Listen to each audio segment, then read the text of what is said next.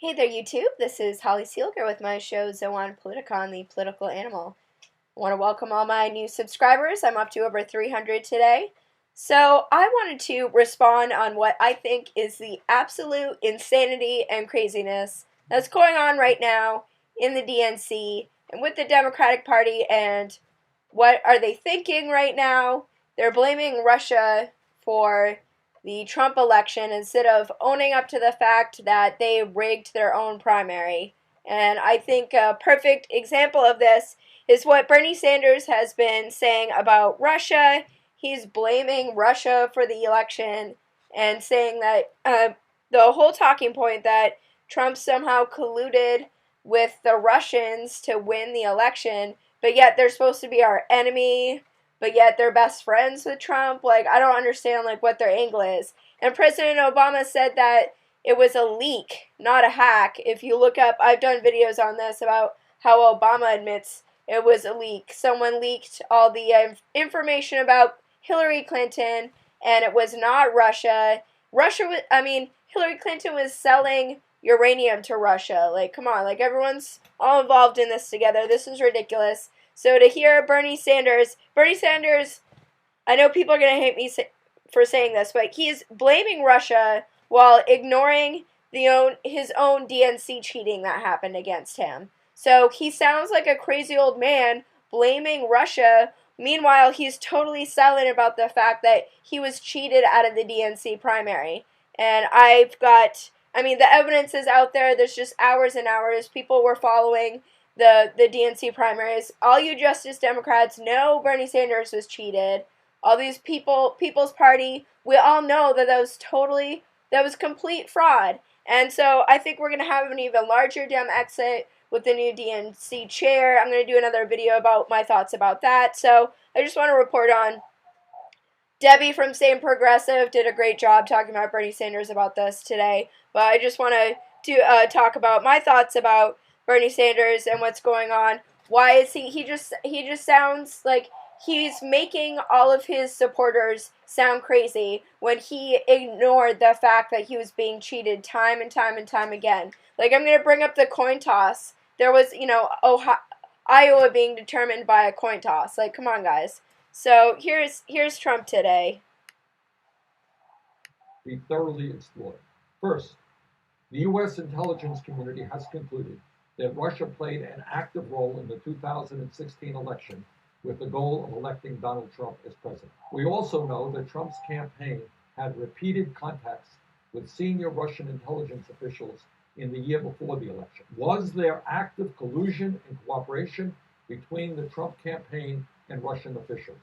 We don't know. This is something that must be explored. Second, multiple media outlets reported last week that U.S. intelligence services have verified portions of a dossier that, among other things, alleges that Russian agents hold damaging evidence about President Trump's past personal and business dealings that could possibly make President Trump susceptible to blackmail. Is that true? That has got to be investigated. Third, there have also been reports that the Trump administration's contacts with the Russian government are having a chilling impact in the intelligence community and jeopardizing long-standing relationships with our allies. How can we go forward in sharing intelligence information with our allies if they are unsure as to the security of this intelligence? All of this could make us less safe and more vulnerable to terrorist attacks. The resignation of Michael Flynn as National Security Advisor was the right step, given his discussions as a private citizen with the Russian ambassador over U.S. sanctions policy in Russia. But Flynn is only the latest member of the Trump inner circle to resign because of ties to Russian interests. The American people need to know the depths of the relationship between the Trump campaign, Trump business interests, and President Trump himself with Russia. President Trump has refused to come clean with the American people about the nature and extent of his relationship with Russia. Is that the real reason why he has refused to make public his tax returns? Are there relationships with Russian businesses and financial interests that he does not want to be made public? Are his businesses heavily indebted to Russian banks. The American people are entitled to have answers to these very serious questions and to be confident that the President of the United States is putting their interests first. Every day that President Trump and his team dodge these questions, and every time their previous denials are revealed as false, that confidence is further diminished. Since the President has failed to address these questions, it is incumbent upon the Congress to take seriously its constitutional responsibility. A robust investigation by the Senate Intelligence Committee is critical to restoring that confidence. Wow. Okay, so that was a lot to digest there. So he made 5 points. So, okay, he says, there could be Russian business ties with his tax returns. Okay, so like I just said like a minute ago, Clinton Foundation, let's look into the money she took from Saudi Arabia and China. And Bernie Sanders didn't seem to have a problem with that when he endorsed her. And issues of the dossier and all this supposed information. Let's have it. Let's dump it. Dump it right now, WikiLeaks style. Let's see it. Let's see all the evidence. Let's not just have all this speculation about it. Let's have some show me the money, everyone. Let's take a look at that. So, I'm totally open to that idea. I don't see any evidence. And they're saying Michael Flynn had to resign because of that.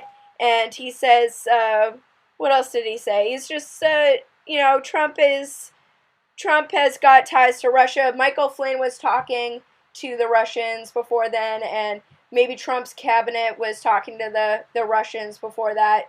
Well, other people have brought this up. H.A. Goodman's brought up this point. What about all the people that go to Bilderberg every single year? We know that all those people go to meetings, and they meet privately with corporations, with other governments, and they act like it's a cocktail party, but we all know that they're planning, they're colluding.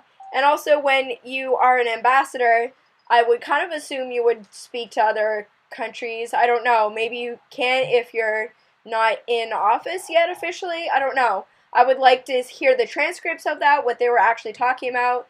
They were talking about forewarning Russia about sanctions.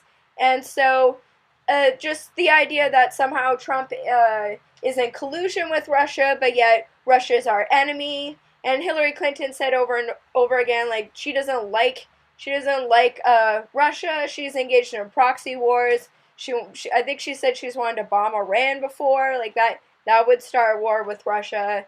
It's sad to hear Bernie Sanders talking about all this dossier and supposed information about election fraud and how this could have possibly affected. I want to see the money. I want to see some stuff, not just all this red scare about Russia having something to do with the election. And yet, are they claiming that Russia gave WikiLeaks all the criminal emails, all the emails that prove criminal activity by the Clinton Foundation? Like, I don't know what his angle is and why he decided to support Clinton over and over again. And meanwhile, I'm just going to bring up, I know this is going to be salt in an old wound here, but during Bernie's DNC run for the primary for the presidential election, he was cheated out of Iowa by a coin toss. Like, he got like 6 out of 6 coin tosses. Like, when that happened, when I heard that, like, my heart broke. And I was a skeptic to begin with. I didn't think Bernie Sanders would ever win the primary because I know that they already have, the Democrats already had their candidate picked out. So it was just like, it was really heartbreaking when that happened. We saw all kinds of fraud in California, exit polling, that you can just see hours and hours of it. But I just wanted to play, these are the several clips that I found about the coin toss in Iowa when this happened. Here, let's remove that.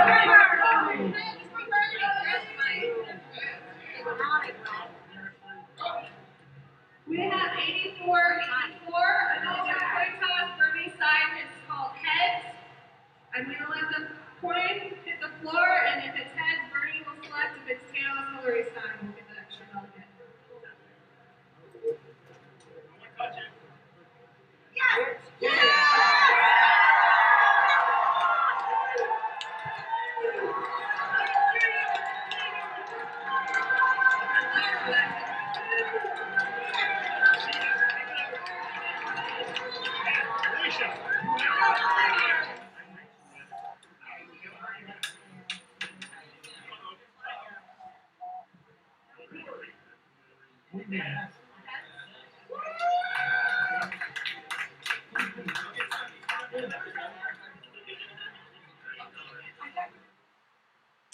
Alright, but wait, there's more. Let's see. Tails. You got the extra delegate. Hillary gets to get one. So our official delegate for this precinct is Hillary Clinton. It was very, very close. Remember, this is a caucus. It was very, very close. It was called by a coin toss. Wow, so just like on and on, like the coin toss. Like I know there's like more exact points of where the fraud happened, where there were people determining the caucus and the ties by an app, a Microsoft app, and you can look up some information. I might do a video specifically on that too, and I wanted to tie how that Microsoft app was tied in with the Clintons, and like I'm just like the fraud, all the different layers of fraud that occurred to rig Bernie Sanders out of the primary. Like you had to be in denial that it was happening the whole time, and then when Sanders was like going and stumping for Clinton, it was like the knife was like jabbed in, and he was just like turning it. We were like, ah, and like that's how I felt, and I'm a Green, and I voted for Jill Stein. Like I was still like,